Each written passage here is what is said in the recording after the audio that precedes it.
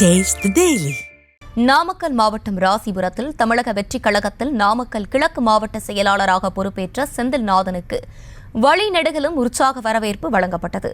முக்கிய சாலையில் தாவேக நிர்வாகி ஊர்வலமாக சென்றதால் கடும் போக்குவரத்து நெரிசல் ஏற்பட்டது.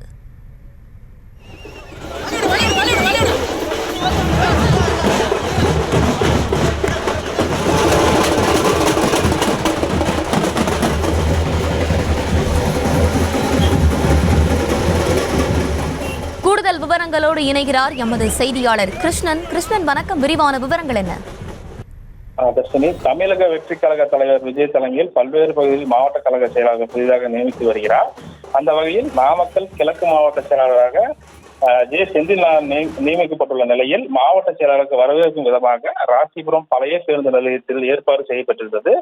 புதிதாக பொறுப்பேற்ற மாவட்ட செயலாளருக்கு 100க்கும் மேற்பட்ட கட்சி நிர்வாகிகள் கலந்து கொண்டு புதிய பேருந்து நிலையத்தில் உள்ள எம்ஜிஆர் சிலை, பழைய பேருந்து நிலையத்தில் உள்ள ஜி.பி. சோமசுந்தரம் மற்றும் அம்பேத்கர் சிலை உள்ளிட்ட பல்வேறு சிலைகளுக்கு மாவட்ட செயலாளர் மற்றும் ரசிகர்கள் மாலை அணிவித்து மரியாதை செய்தனர். அதனைத் தொடர்ந்து பழைய பேருந்து நிலையத்தில் 100க்கும் மேற்பட்ட கட்சியினர் சாலையில் பட்டாசு வெடித்து நடனம் ஆடினர். இதனால் பொதுமக்கள் வாகனம் இயக்க முடியாமல் சுமார் 1 மணி நேரம் மேலாக போக்குவரத்து பாதிப்பு ஏற்பட்டது. பின்னர் போக்குவரத்து காவல்துறையினர் போக்குவரத்தை சரி செய்தனர். அதனைத் தொடர்ந்து பழைய பேருந்து நிலையத்தில் தமிழக வெற்றி கழக கட்சி கொடியின் அருகில் நடப்பட்டிருந்த திராவிட விடுதலை கழக கொடியை விஜய் ரசிகர்கள் அகற்றியதால் அப்பகுதியில் பரபரப்பு ஏற்பட்டது.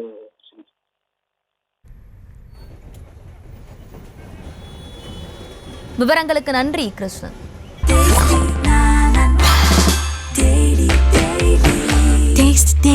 Taste the Daily.